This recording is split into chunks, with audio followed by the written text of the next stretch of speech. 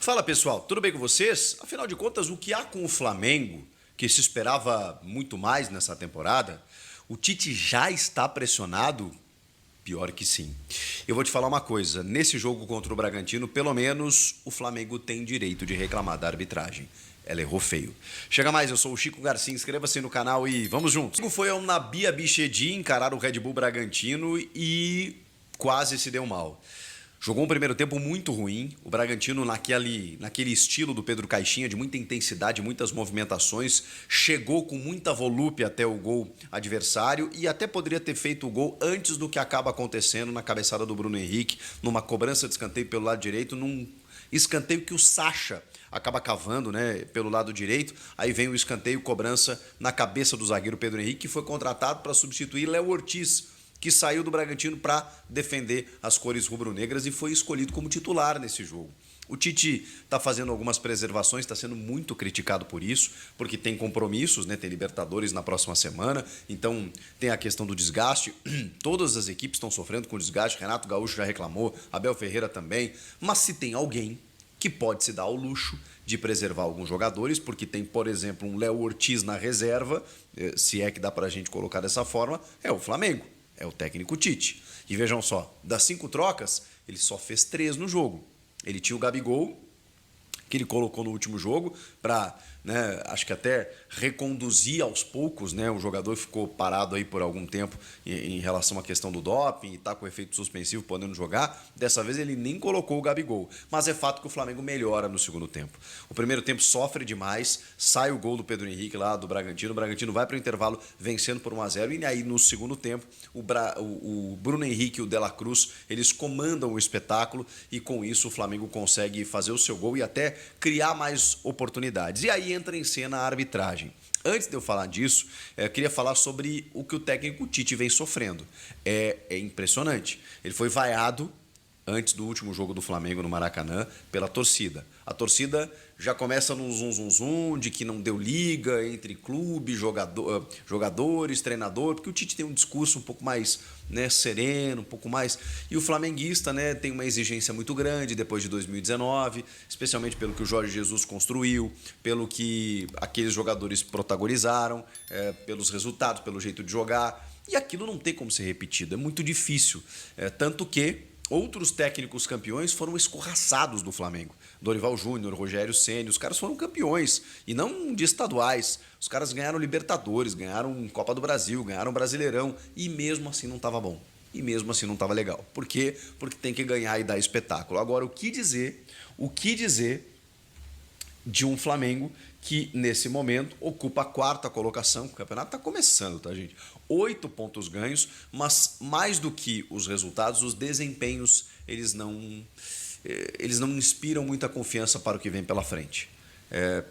É claro que a gente espera que o Flamengo possa jogar mais do que está jogando, mas assim, poxa, não está todo mundo devendo um pouco de futebol? Eu até falava que o Atlético Mineiro estava sobrando assim em relação aos demais, mas bom, hoje buscou um empate aí contra o Fluminense, jogando muita bola na reta final, mas também é um time que vai sofrer, vai ter seus percalços, vai tropeçar, chegou um novo treinador, deu uma motivada na galera, tem um elenco também considerável. O Palmeiras está sofrendo, entre outros tantos, o São Paulo com lesões, o Inter que investiu pra caramba, não consegue botar os caras em campo, né? O Alan Patrick, o Valência estão desfalcando o time.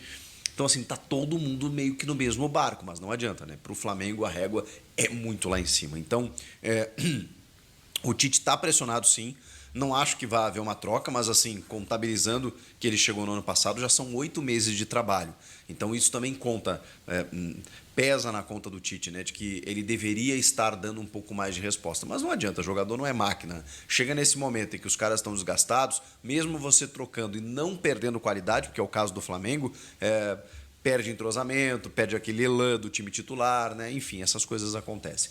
Estou aqui para relatar um fato, nem para fazer juízo de valor, porque acho que isso não vai longe, assim, né? Eu acho que daqui a pouco o Flamengo vai começar a encaixar e vai ganhar tudo. Eu acho, né? Pela condição de elenco que tem e pela capacidade do seu treinador. Agora, se derrubarem o Tite antes disso, bom, aí o Flamengo vai protagonizar aquilo que vivenciou no ano passado. Quando teve Vitor Pereira, teve Jorge Sampaoli e nenhum deles resolveu o problema, né? Chegou o Tite na reta final ali para tentar resolver e talvez o problema não seja treinador, né? Mas enfim, quero falar da arbitragem porque assim tivemos dois lances mais específicos e determinantes no jogo. No primeiro tempo, o Luan Cândido é expulso por uma pegada no De La Cruz, que dá um tapa na bola, recebe um passe e estava indo para, enfim, chegar na cara do goleiro e acaba sofrendo a falta. O juiz vai lá, dá o cartão vermelho, corretamente, na minha opinião, e depois é chamado ao VAR para identificar que tem uma falta, um calço, né, mesmo sem querer, do De La Cruz na origem da jogada, no seu adversário, acho que até o Pedro Henrique. E aí ele, obviamente, fica com espaço livre para poder correr. Por conta dessa falta na origem, ele anula o cartão vermelho e acaba marcando a falta. Não tem problema nenhum. Eu acho que ele aplicou bem o vermelho. Eu acho que a falta foi bem marcada, só que eu não tiraria o vermelho. E eu vou explicar para vocês por quê.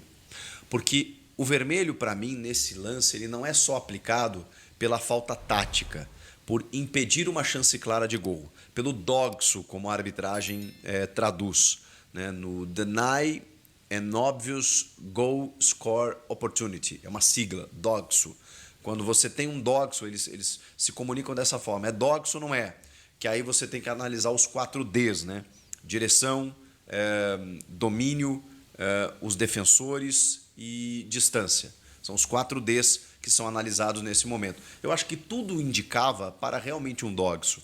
E aí você dá o cartão vermelho, tem uma irregularidade na origem, beleza, você tira o cartão. O grande problema para mim nessa questão é que o carrinho do Luan Cândido, ele não pode ser considerado apenas como uma falta tática, mas sim como uma infração passível de um cartão vermelho pela natureza dela, pela gravidade da entrada. E aí você não anula o cartão vermelho.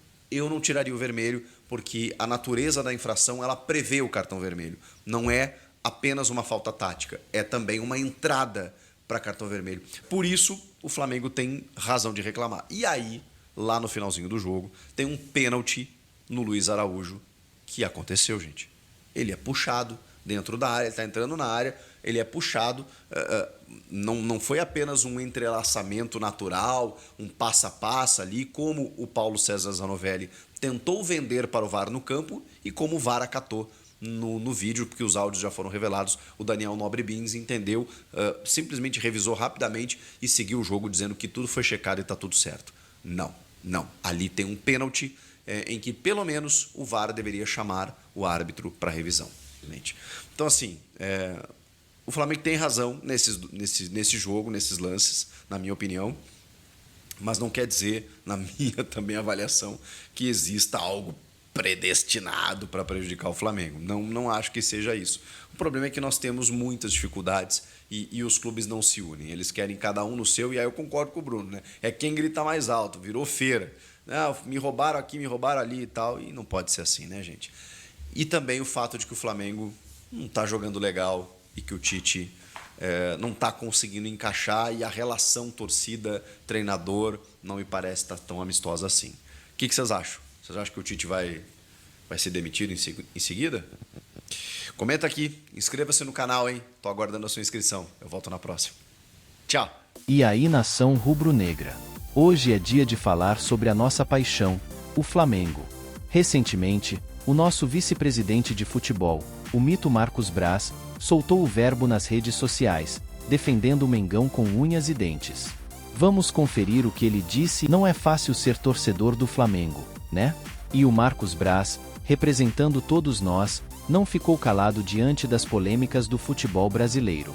Ele mandou ver nas redes sociais, questionando por que não teve jogo às 11 horas da manhã na rodada do Brasileirão. E não foi só isso. Após aquele jogo tenso contra o Bragantino, onde a arbitragem vacilou, ele e o Bruno Spindel foram lá e detonaram a CBF, exigindo mais respeito com o Mengão. Na moral, tá difícil engolir essas injustiças, né? O Mengão merece respeito em campo, e isso inclui decisões justas da arbitragem. E não para por aí, mano. O Mengão também tá indignado com essa história de continuar jogando durante a Copa América. Poxa, a gente quer ver o Mengão arrasando, mas também quer que os caras sejam tratados com o respeito que merecem, sacou?